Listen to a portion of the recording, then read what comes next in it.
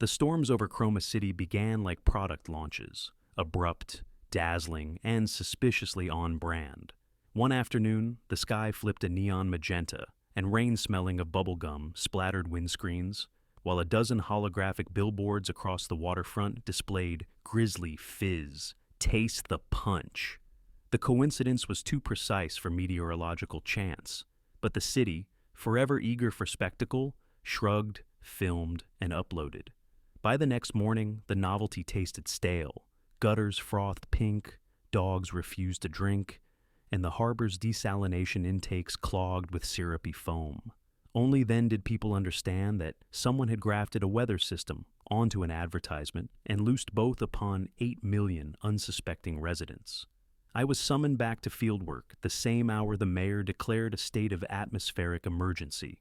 My name is Ileana Verge, once the youngest climate architect, licensed by the World Meteorological Compact, now an underpaid codesmith rewriting predictive algorithms so hedge fund guys could bet on hurricane futures. The city's Bureau of Atmospheres kept my number because 10 years ago I helped prototype the Skyline Array, a network of airborne sensors that floats over Chroma like a jellyfish of data.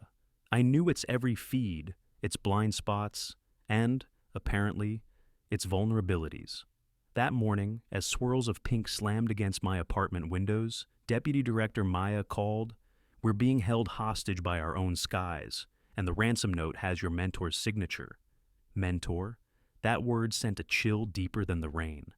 Dr. Zephyr Mallory, once the darling of televised weather, later the visionary who insisted the future was interactive climatology. He taught me how to read wind like sheet music and ignore bureaucrats who claimed nature could not be negotiated with.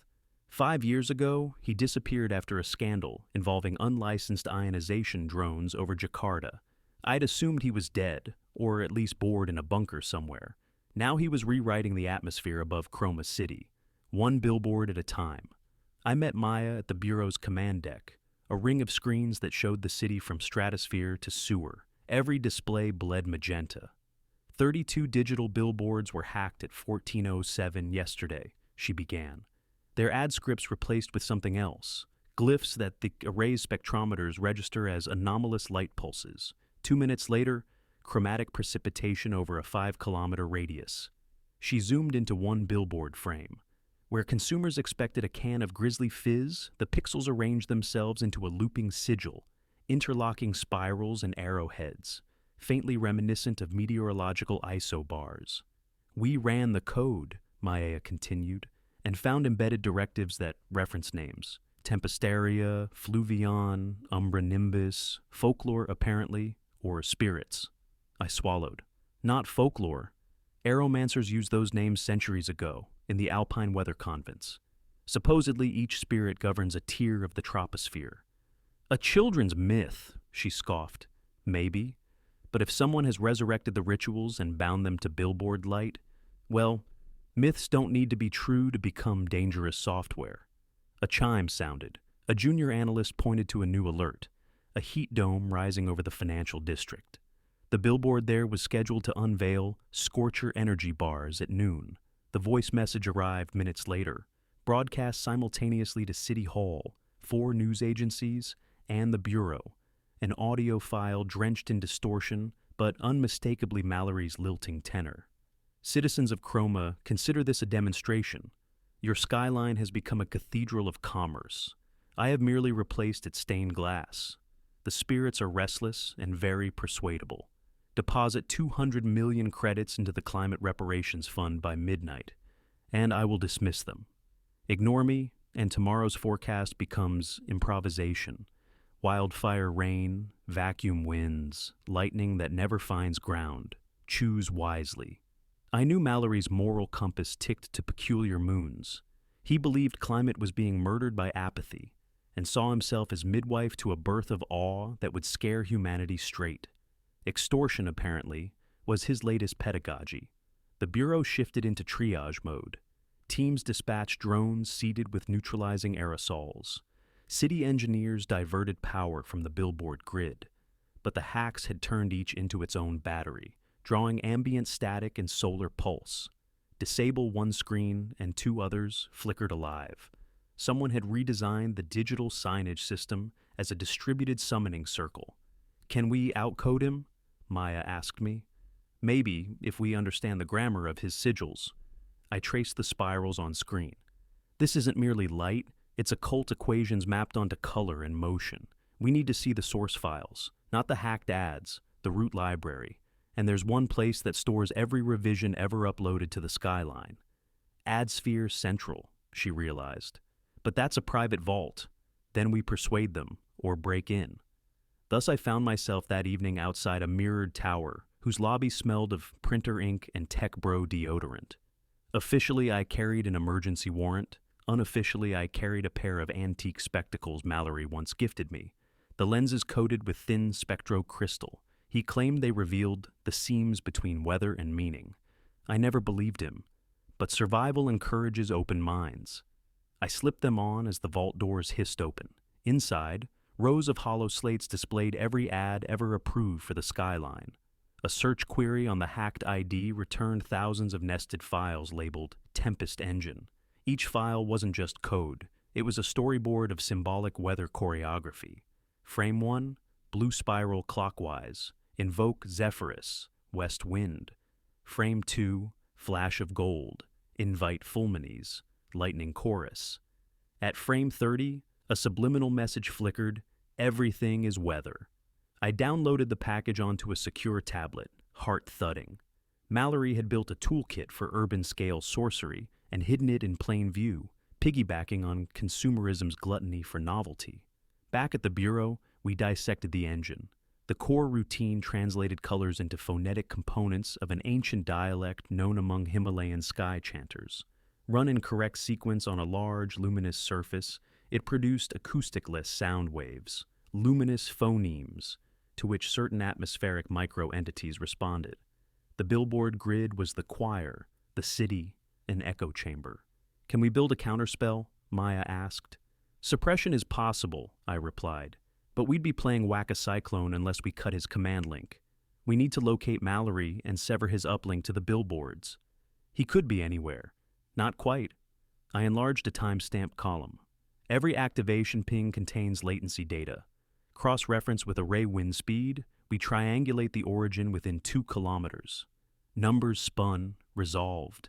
A pulsing dot appeared in the map's forgotten quadrant, the old weather museum, abandoned after funding cuts.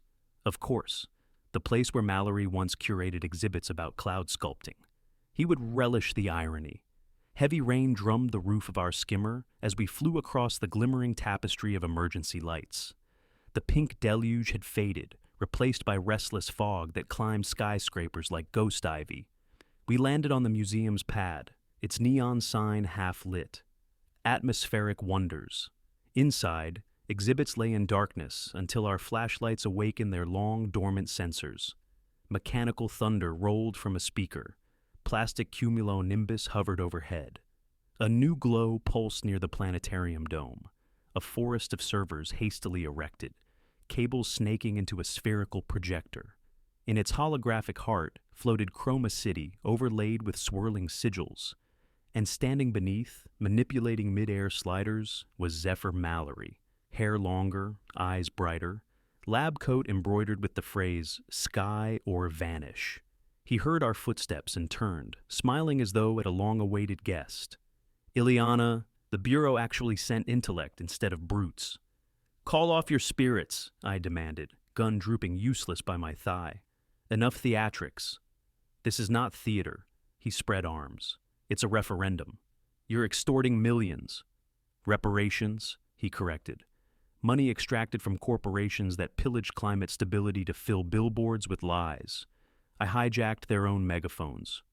And the civilians caught beneath bubblegum rain, the asthma attacks, the poisoned fish." Collateral persuasion. A flick of his wrist zoomed the hollow city until individual roofs glimmered. Pain calibrates faster than cautionary graphs. I tame weather spirits because they speak in spectacle. I stepped closer. "You think you tame them, but your code is leaking. Unscheduled heat pockets already form. You'll lose control." "Chaos is part of pedagogy." Maya's voice crackled over my earpiece. "His uplinks traceable? Just keep him talking 30 seconds. Mallory's gaze darted to my ear. He lifted a palm. Currents of cold gusted through the dome, snuffing half the lights. The spirits apparently favored drama too, so I talked faster. You taught me storms are conversations, not weapons. Now you're preaching with bullets.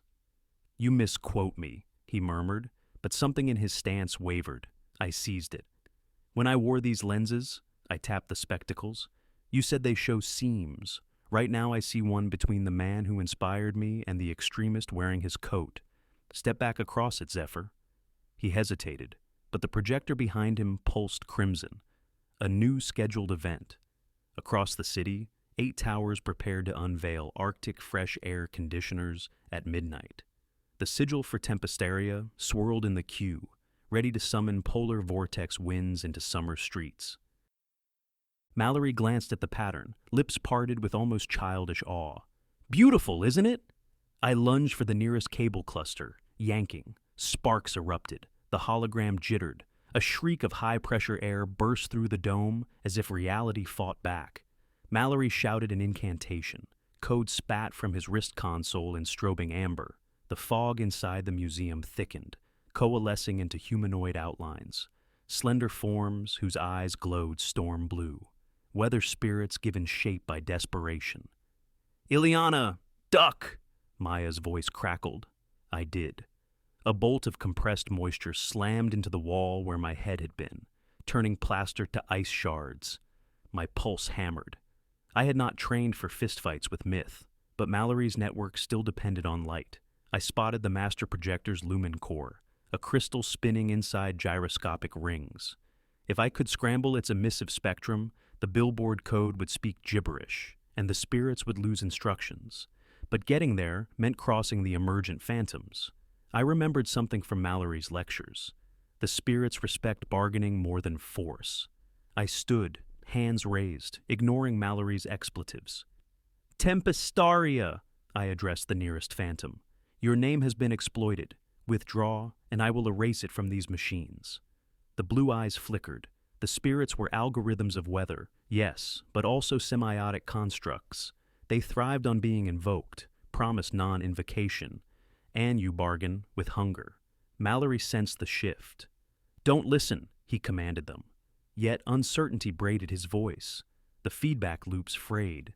The phantoms began to dissipate, vapor swirling toward the skylight. Mallory lunged to reinforce the code, but Maya's remote team breached his firewall at that moment.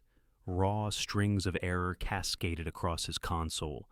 I sprinted through the dissipating fog, vaulted a server rack, and slammed my palm into the crystal's maintenance latch. Inside, I yanked the optical fuse, twisting it 90 degrees. Light splintered into chaotic rainbow, then died. Across the city, every billboard flickered, went dark. The spirits, suddenly unaddressed, exhaled and vanished, slipping back into unseen mesospheric layers. Outside, rain hushed, wind fell still, an after silence like the moment after a vast audience's breath. Mallory stood amid his failing servers, shoulders curved inward. No more grandeur, only fatigue. "You've sentenced the planet," he whispered. Without dramatic gestures, complacency wins. "Maybe," I granted, "but terror is a poor teacher. Let's try conversation again." He lowered the wrist console and let it clatter. His surrender earned him life instead of martyrdom. The Bureau's drone zipped in to restrain him.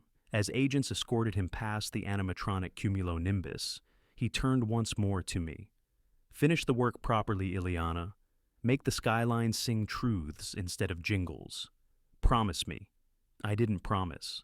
I only watched him disappear into the elevator shaft, a frail silhouette swallowed by civic procedure. Dawn crept over Chroma City like an embarrassed blush. Streets were sticky with residual syrup, but sanitation crews already hosed them. Residents emerged, bleary yet chatty. Catastrophe converted into anecdote. News tickers framed the night's events as a foiled terrorist plot.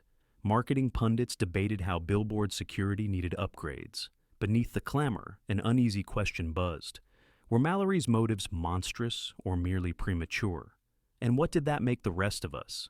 I returned to my apartment, peeled off rain-glued clothes, and sat by the window.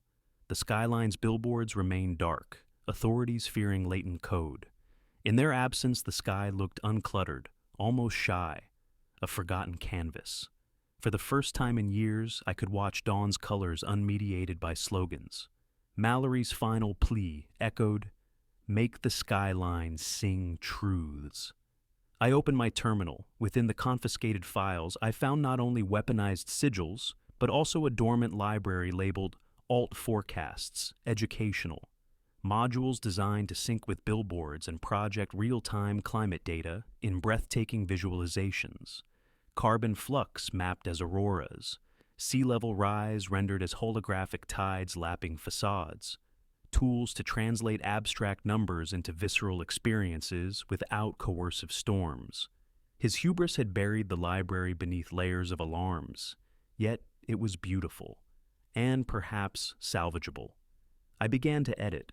First, I stripped permissions that allowed weather manipulation. Next, I replaced the invocation dialect with plain language algorithms pulling from the skyline array. I recoded color palettes to soothe rather than stun. Hours passed, coffee cooled, the city outside resumed its hum. At noon, I pinged Maya. "I have a proposal." By evening, a single billboard beside Riverfront Park flickered alive. Not an ad, but a slow unfurling bitmap of Chroma's carbon ppm over 20 years, the curve rising like a blush it could no longer hide. Passers-by stopped, puzzled. Then another panel lit beside it, showing projected temperature anomalies if no action followed. No bubblegum rain, no threats, only truth rendered luminous. Over the next week, a curated handful of screens joined the chorus. Kids played a crowdsourced game to spot their neighborhood energy spikes visualized as color bursts. Local businesses competed to sponsor segments that illustrated how much water a recycled bottle saved. Information turned communal spectacle, and the skyline, once a mouthpiece of hunger, became, at least partly, a conscience in light. Mallory watched from a reinforced cell facing a narrow window. I sent him a secure link. He answered with a single line. "You kept your seams." Maybe the city would grow bored again. Maybe data would never oust distraction permanently. But we had reclaimed one lever and promised ourselves vigilance before spectacle decayed into threat again. Night settled, soft and ordinary. The sky above Chroma, a deep, unbranded blue, whispered no slogans, only the steady hush of wind unshaped by command. Somewhere, half-remembered spirits drifted aloft, uncertain if they had been silenced or simply released. I hoped they, like us, discovered relief in the pause. In that stillness I finally slept, dreaming not of storms, but of billboards blooming with candor, bright enough to change the weather of minds rather than skies.